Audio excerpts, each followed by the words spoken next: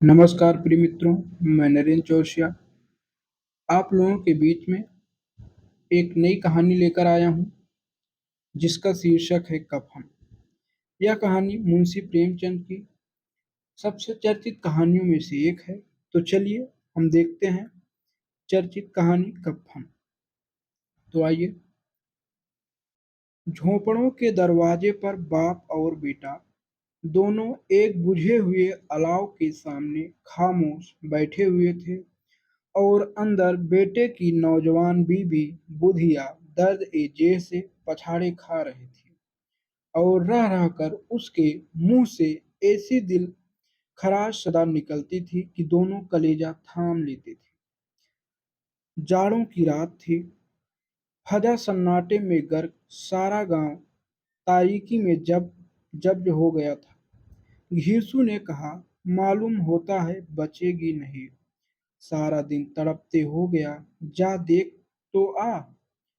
माधव दर्दनाक लहजे में बोला, मरना ही है तो जल्दी मर क्यों नहीं जाती।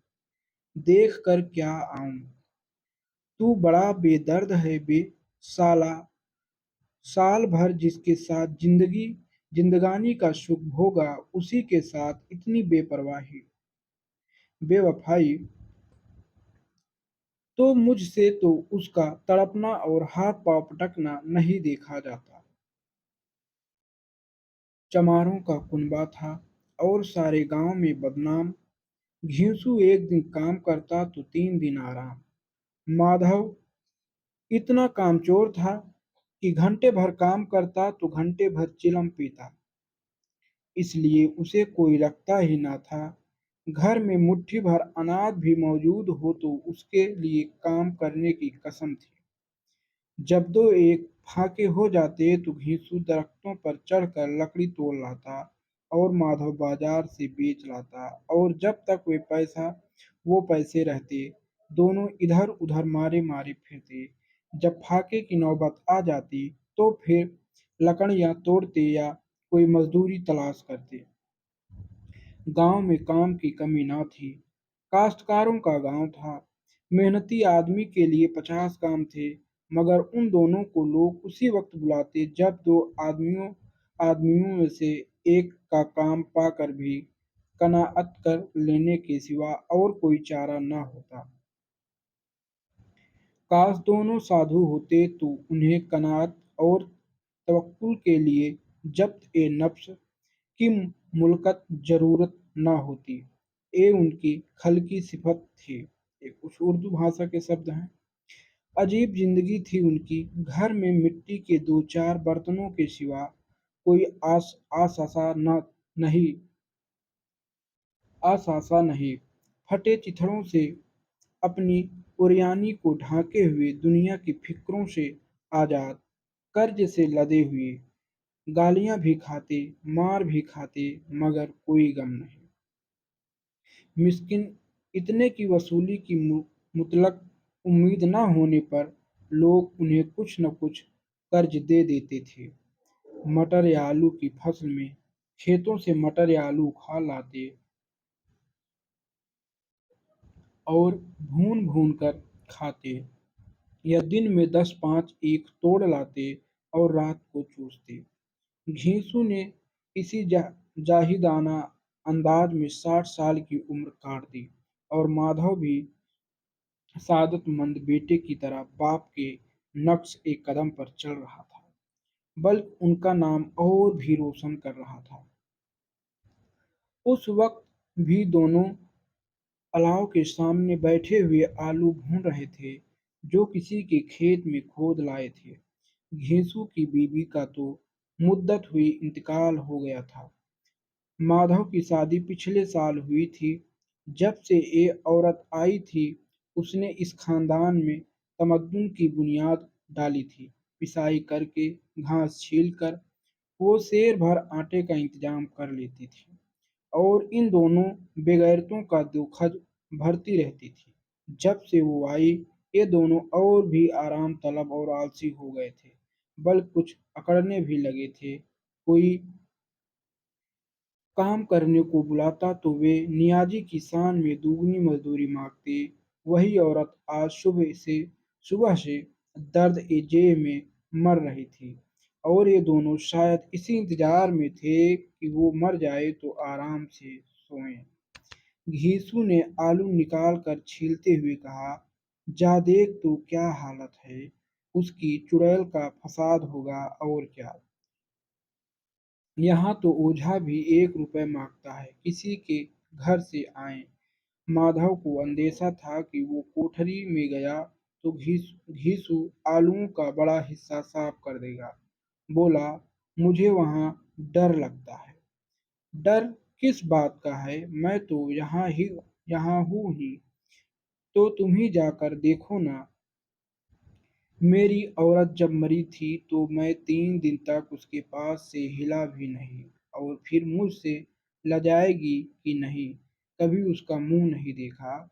आज उसका उधड़ा हुआ बदन देखूं, उसे तन की सुध भी तो न होगी, मुझे देख लेगी तो खुलकर हाथ पांव भी न पटक सकेगी। मैं सोचता हूँ कि कोई बाल बच्चा हो गया तो क्या होगा। सेठ गुड़ तेल कुछ भी तो नहीं है। सोंठ गुड़ तेल कुछ भी तो नहीं है घर में। सब कुछ आ जाएगा, भगवान बच्चा दे तो। जो लोग अभी 1 पैसा नहीं दे रहे हैं वही तब बुला कर देंगे। मेरे तो लड़के हुए घर में कुछ भी न था, मगर इस तरह हर बार काम चल गया। जिस दिन समाज में रात-दिन मेहनत करने वालों की हालत उनकी हालत से कुछ बहुत अच्छी न थी और किसानों के मुकाबले में वे लोग जो किसानों की कमजोरियों से फायदा उठाना जानते थे, कहीं ज़्यादा फारिग-उल-बाल थे। वहाँ इस किस्म की जहनीत का पैदा हो जाना कोई ताज्जुब की बात नहीं थी। हम तो कहेंगे घिसू किसानों के मुकाबले में ज़्यादा बारीक-बीन था और किसानों की तही दिमाग जमय्यत में शामिल होने के बदले सातिरों की फितना परदाज जमात में शामिल हो गया था। हाँ, उसमें ये सलाहियत न थी कि सातिरों के आइन व आदाब की पाबंदी भी करता, इसलिए ये जहाँ उसकी जमात के और लोग गांव के सरगना और मुखिया बने हुए थे। उस पर सारा गांव अंगुसत नुमाई कर रहा था। फिर भी उसे ये तस्कीन तो थी ही कि अगर वो खस्ताहाल हैं तो कम से कम उसे किसानों की सी जिगर तोड़ मेहनत तो नहीं करनी पड़ती और उनकी सादगी और बेज़बानी से दूसरे बेजा फायदा तो नहीं उठाते। दोनों आलू निकाल-निकाल कर जलते-जलते खाने लगे। कल से कुछ भी नहीं खाया था। इतना सब्र न था कि उन्हें ठंडा हो जाने दें। कई बार दोनों की ज़बानें जल गई। छिल जाने पर आलू का बैरूनी हिस्सा तो ज़्यादा गर्म न मालूम होता था, लेकिन दाँतों के तले पड़ते ही अंदर का हिस्सा ज़बान और हल्क और तालू को जला देता था और इस अंगारे को मुँह में रखने से ज़्यादा खैरियत इसी में थी कि वो अंदर पहुँच जाएँ। वहाँ उसे ठंडा करने के लिए काफ़ी सामान थे, इसलिए दोनों जल्द-जल्द निकल जाते थे। हालाँकि हालाँकि इस कोशिश में उनकी आँखों से आँसू निकल आते। घीसू को उस वक़्त ठाकुर की बारात याद आई। घीसू को उस वक़्त ठाकुर की बारात याद आई जिसमें 20 साल पहले वो गया था। उस दावत में उसे जो सेरी नसीब हुई थी, वो उसकी ज़िंदगी में एक यादगार वाक़या थी और आज भी उसकी याद ताज़ा थी। वो बोला, वो भोज नहीं भूल सकता, वो भोज नहीं भूलता, तब से फिर इस तरह का खाना और भरपेट नहीं मिला। लड़की वालों ने सबको पूड़ियाँ खिलाई थीं, सबको छोटे-बड़े सब ने पूड़ियाँ खाई और असली घी की।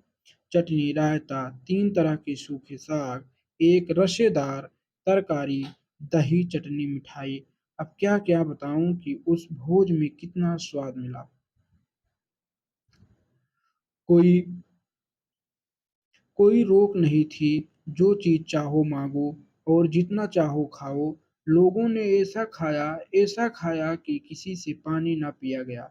मगर परोसने वाले हैं कि सामने गर्म गोल-गोल महकती हुई कचौरियाँ डाल देते हैं, मना करते हैं, नहीं चाहिए मगर वो हैं कि दिए जाते हैं। और जब सब ने मुँह धो लिया तो एक-एक बीड़ा पान भी मिला, मगर मुझे पान लेने की कहाँ सुध थी, खड़ा न हुआ जाता था। झटपट जाकर अपने कंबल पर लेट गया, ऐसा दरिया-दिल था वो ठाकुर। माधव ने उन तकल्लुफ़ात का मज़ा लेते हुए कहा, अब हमें कोई ऐसा भोज खिलाता। अब कोई क्या खिलाएगा, वो ज़माना दूसरा था। अब तो सबको किफ़ायत सूझती है। शादी-ब्याह में मत खर्च करो, क्रियाकर्म में मत खर्च करो। पूछो गरीबों का माल बटोर-बटोर कर कहाँ रखोगे? मगर बटोरने में तो कमी नहीं है। हाँ, खर्च में किफ़ायत सूझती है।